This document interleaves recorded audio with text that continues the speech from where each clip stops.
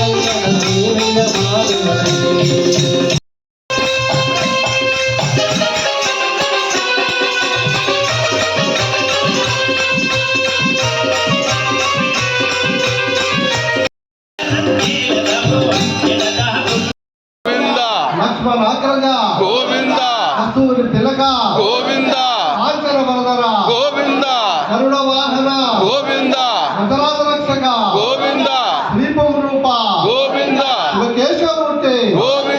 బ్రహ్మాండ రూప గోవింద భక్త రక్షక గోవింద గోవింద గోవింద గోవింద గోవింద గోవింద గోవింద.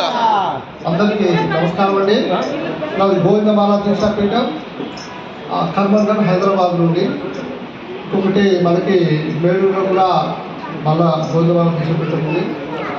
ఆంధ్ర తెలంగాణలో ఉన్న గోవిందులందరికీ నేను కాస్త చూపడుతుంటే, ఏదైతే ఈరోజు తిరుమల దగ్గర మనం అడుగుతున్నది ఏదైతే, ఎందుకు మనం భిక్ష అడగటం లేదండి, మన హక్కు అడుగుతున్నాము.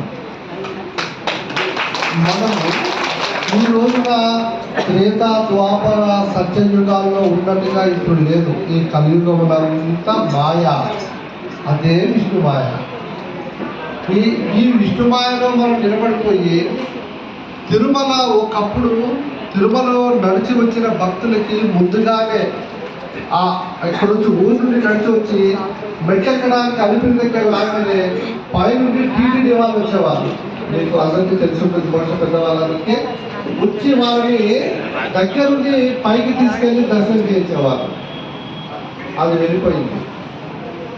గోవిందమాల దీక్ష పీఠం లేదు, గోవిందమాల వేస్తే గోవిందమాల అనేది ఒక విశిష్టమైన మాల. నేత్రం వేరు, మనోనేత్రం వేరు, బాహ్యం వేరు, అంతర్ముఖం వేరు, జీవాత్మ వేరు, పరమాత్మ వేరు. పరమాత్మని సేవించుకోవడానికి ఉన్న మార్గాలలో ఒక మార్గం. అంటే మనం ఎప్పుడు భగవంతుని అలంకార ప్రియుడిగా చూస్తూ ఉంటాం. అలా మనం చూస్తే అలంకారమే చూస్తాము. దాన్ని నేత్ర దర్శనం అంటాం మనం. అదే పరమాత్మని మనోనేత్రంతో చూశారనుకోండి, ఆయన అండపిండ బ్రహ్మాండం.